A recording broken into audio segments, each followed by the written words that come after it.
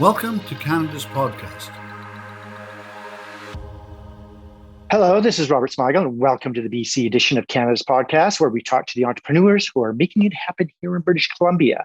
Tessa May Marr is an entrepreneur at heart and proud to lead a 100% virtual social media marketing agency of exceptionally talented and relentless social media managers. Her company, Marr Media Group, works with B2B and B2C brands to build custom social strategies, paid social advertising, influencer marketing, and fully outsource social media management. Tessa is a pioneer in her leadership style with a strong focus on work-life balance, empathy, and a whole human approach. Well, Tessa, welcome to Canada's podcast. Thanks for taking the time today to be here for all our listeners. You bet. Thanks for having me today, Robert. I'm super excited. Awesome. Okay, all the way from Penticton. Cool. Okay, tell us a little. Yeah, it's nice to see someone in the Okanagan where all that great food is grown. Tell us a little bit more about yourself. We're born and raised there, and give us the details on your current business. Yeah, for sure. I was not born and raised in Penticton. I actually grew up in Alberta, in Edmonton, and continued the start of my career there in Calgary. Moved out to BC, to Vancouver, actually in 2014, and that's where I founded the business. That said, my company's always been 100% virtual remote since the get-go, since before it was cool.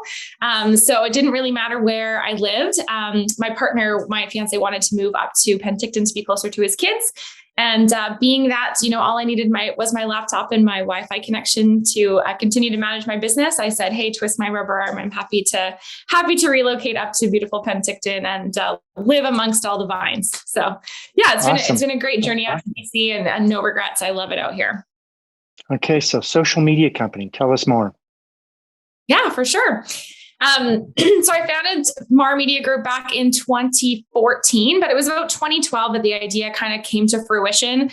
I was actually sitting at a pub on a Saturday morning, and a girlfriend of mine, we were trying to decide kind of where to go out that evening. And we took to Twitter and we tagged a few different, local hotspots to see who would kind of want to host us that night.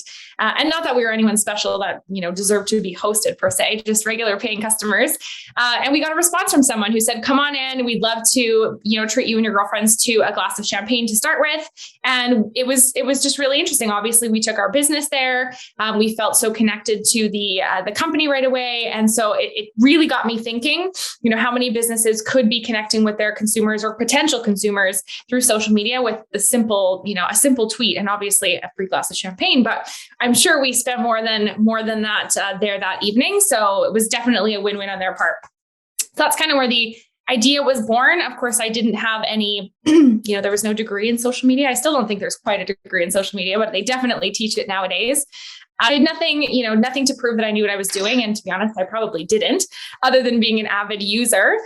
So I set up a Twitter account of my own called Gluten Free Calgary. I'd recently gone gluten-free. And so I was just looking to kind of share resources and help people out that were starting that journey for themselves. And it kind of blew up a little bit. We grew a community of about 30,000 people, launched a subscription box. So that was a fun kind of happy accident that I got to focus on for a couple of years before I sold that business. But through that, I realized the power in social media, and Marr Media was born in 2014, shortly after. Okay, cool. Now, a lot of people obviously know what social media is, very popular in our world, but I want you to give me a piece of knowledge or information about your industry that our listeners can learn from that they may not know about. Oh, there's so much. And I guess the key piece of information that I would give you is that there's no one size fits all approach. And I would say there's no such thing as a social media expert. Even myself, who's worked in it for like 7.5 years, I really don't believe in the term expert in this space, because social media is absolutely relentless. It changes on you constantly. If you're ever thinking about working in this space, you better be the kind of person that wants to always keep learning, because the minute you think you've got the algorithm figured out, they throw something new at you, or there's a new platform that you need to figure out and invest in. So I think, if you're a business, you need to be paying attention to this stuff and on the regular, and or find someone who is going to do that for you. And if you're looking to get into the industry, then just be prepared for a lot of change. It's a lot of fun, but there's definitely not a lot of downtime. There's a lot of testing that needs to go into any kind of success that you see on social media. Okay, cool. I imagine you have international clients, but what is the long-term vision and what will your company look like in the future? Do you see the company expanding into other areas and where beyond Penticton or where you're currently located in Yeah, Canada? good question. We do about 50% of our business in Canada right now and 50% in the States. We have a large partner presence in the United States. So that's been a really nice connection for us out there. And of course, because we're virtual, there's really no barriers around where we can what businesses we can and cannot help, which is really exciting. Where I see us really expanding is my mission is not to grow this massive agency of 50 people and 100 plus clients. We like to keep it a little bit more intimate. I like knowing who our clients are. We are looking for clients that are long-term partners where we really plug into their business, take a seat at the table with their marketing team, and really contribute to their long-term strategy and success. So again, we're not looking for everyone becomes a number kind of a scenario. What I'm really looking for in terms of growth in the coming years is looking at how we can kind of land and expand in different ways. So right now, generally speaking, for social media management, working with more mid-sized businesses, who probably don't need to hire one or more full-time social media management people in-house. It's not quite what they're ready for. At the same time, it's too big for them to give it to an intern or have the CEO handle it or anything like that. They have some kind of defined marketing function. And usually what I hear on my sales calls is, we know we need to do social. We have someone who kind of does it off the side of their desk, but it always gets forgotten. And that's where we show up to make sure, of course, it's never a forgotten piece. And oftentimes it's sort of a social first campaign strategy. So what I'd love to see is obviously us continue to do more and more in that space. But also we're looking at how to kind of pull out some of the pieces of our overall social media management services and offer those as one-offs. So we've recently launched an ads only program. So for businesses that maybe either can't afford or it just doesn't make sense for them to, look for full source social media management, they might just need help with paid ads. And our team's been pretty successful in that space. So we're looking at how we can sort of plug in to help those types of businesses with just that piece. We've also launched an influencer marketing program as well. That's kind of the same scenario, and looking at other different kind of service offerings that we can add to sort of augment different clients in different spaces and different levels of budget. Okay, let's talk a little bit about doing business in British Columbia. What are the biggest benefits for you and being an entrepreneur in British Columbia? I want you to give us some of the good points about starting a company here in BC, but I also want you to give us some of the tough things or the challenges for our listeners so they can keep an eye out for them. The first thing that comes to mind, and it could be because of a conversation I had this morning with my director of finance, but one of the challenges in doing business in BC is managing PST, because it is a pain in the butt to pull out of all of your expenses and things like that. But obviously that's, you can hire the right people to handle that. I would say generally speaking, starting a business in BC has been really great for me. I leaned on a few resources in the beginning in terms of, how to get things going, how to find the right people, et cetera. And it's been generally pretty easy to navigate. Obviously, I did recruit the help of, accounting support as well as a lawyer to help guide those kinds of processes. But I found it to be a place that's really receptive to entrepreneurship and new business. So that was really a nice space to walk into, and lots of good networking opportunities, et cetera, et cetera. Major downsides of starting in BC. I mean, the only thing that otherwise that kind of comes to mind, which wasn't as big of an issue for me, but obviously cost of living in BC is quite expensive. For us, we didn't have the infrastructure requirements of an office space or anything like that. So that really helped me in terms of startup costs. Mine were very, very low. I pretty much just purchased a laptop and off I went in terms of getting going, which was awesome and really, really helpful. That said, certainly if you're hiring in BC and if you're living in BC, that is a consideration in terms of, funding the right people and making sure that they have the appropriate pay that supports a lifestyle that's lived in BC. So that could be a potential challenge for sure. Again, for us, we recruit as well across Canada.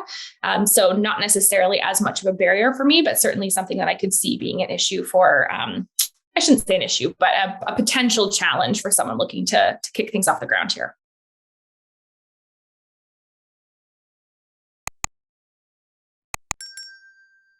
Okay, we get a lot of immigration in Canada and in British Columbia. So this is a question that you can answer to people coming into the country. If you were to start all over again and you just moved here to British Columbia, but this time you don't know anyone, knowing what you know now, what would you do and how would you go about starting all over again as an entrepreneur?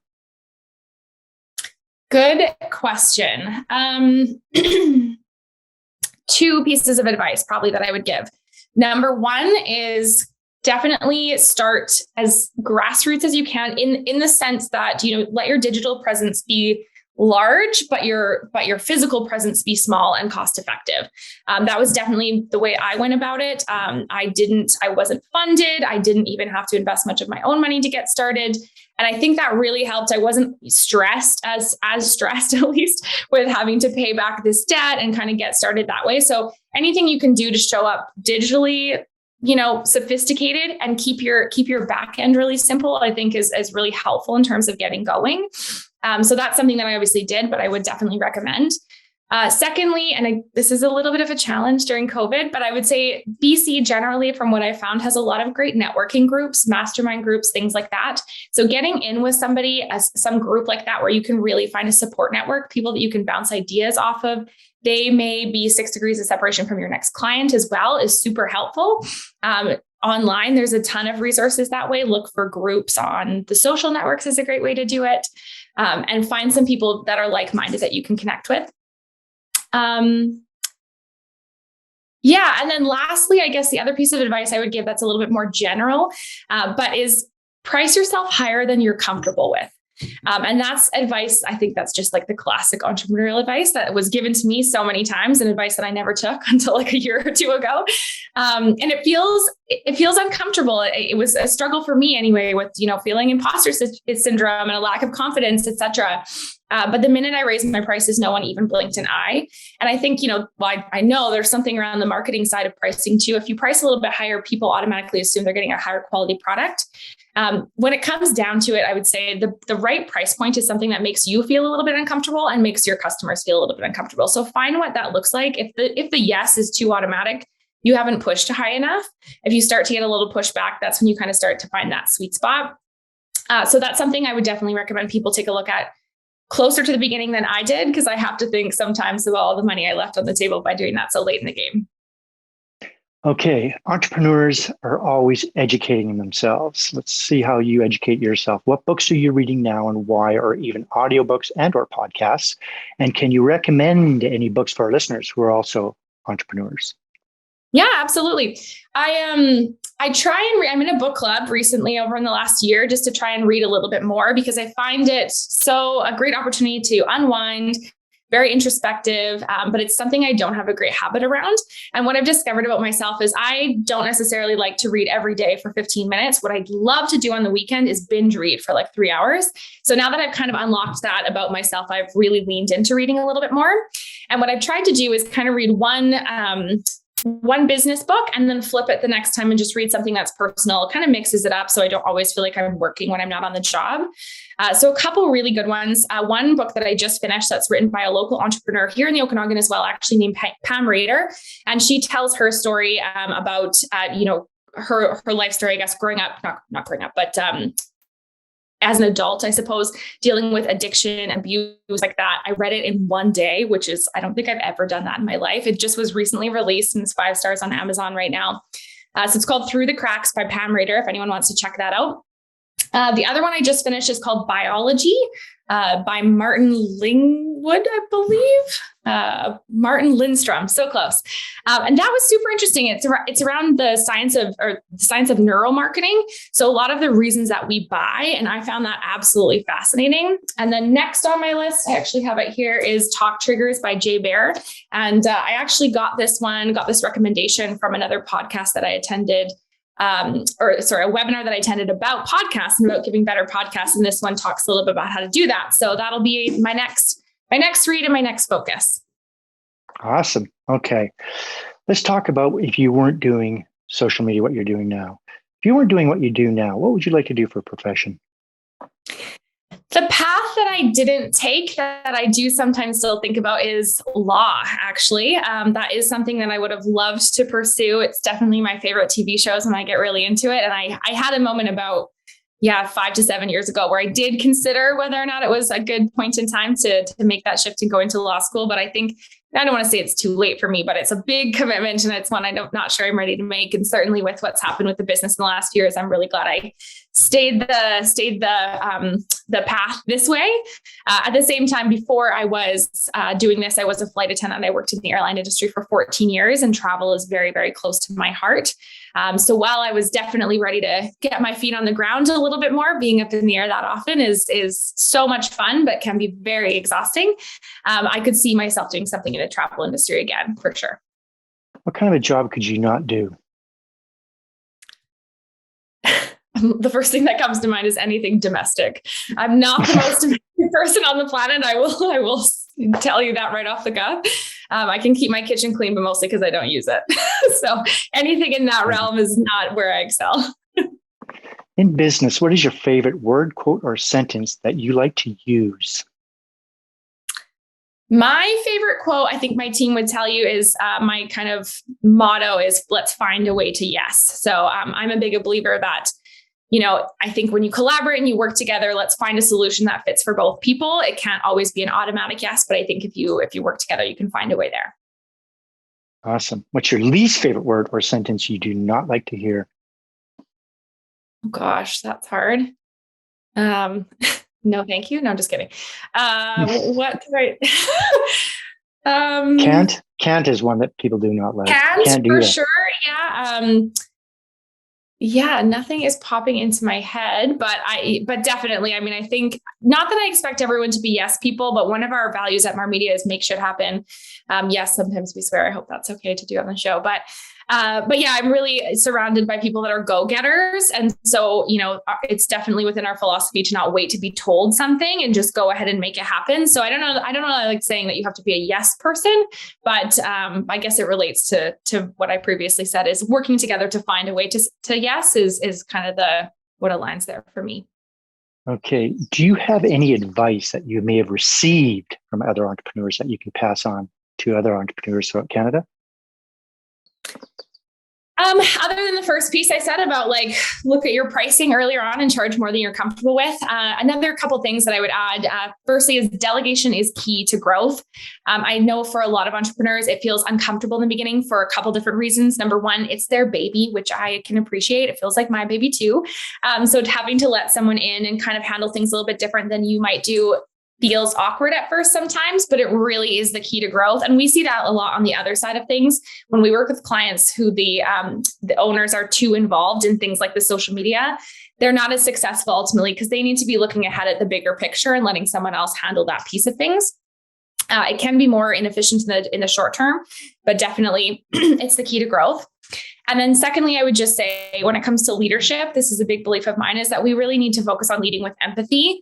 I know in the past, the no tears, no pain, no gain, that whole vibe of treating employees like worker bees. That's not a style that I believe is going to find a success in the future, and not a style that certainly I want to emulate. I really believe in treating our teams like they are whole human beings and making space for, their emotional experience and what's happening in their personal life and things like that, so that they can show up, as their whole selves and feel really supported. And in that case, from what I've seen in my experience, that's when people do their best work. Awesome. Okay. We're going to wrap things up. How can our listeners get hold of you? And is there anything you'd like to add before you leave us today? You can definitely get a hold of me on social media. No shocker. My handle basically across the board for everything is just at Tessa Maymar. So happy to connect with anyone. Probably the place that I hang out the most is on Instagram. If anyone wants to hit me up there, I'd love to chat. And other than that, I would just say, if you're thinking about starting a business in BC and you don't feel ready, this is something I hear a lot. A lot of people have great ideas, but they just feel like, they don't quite have all their ducks in the row. You're never going to feel that. You're never quite going to feel that. And I think if you wait till that elusive feeling comes, you're never going to get started. So just start, act fast, iterate often. You're going to make mistakes. You're going to mess things up. Make changes as you go, but start sooner rather than later, or you'll regret that you didn't. Yeah, I think that's one of the biggest things people witness, I think, even with people in retirement homes, is that the regret of not doing what your dream is, what you want to do, and take care of yourself. And things always work out in the end, right? Somehow, some way, we all find a way to get back to what we love to do. And I think that's good advice. So awesome. Okay, Tessa. To all our listeners, thanks for listening to Tessa's story. Thanks for listening to Canada's podcast. Like, comment, and subscribe to all our channels to get the latest podcasts from entrepreneurs across Canada. And we'll see you next time.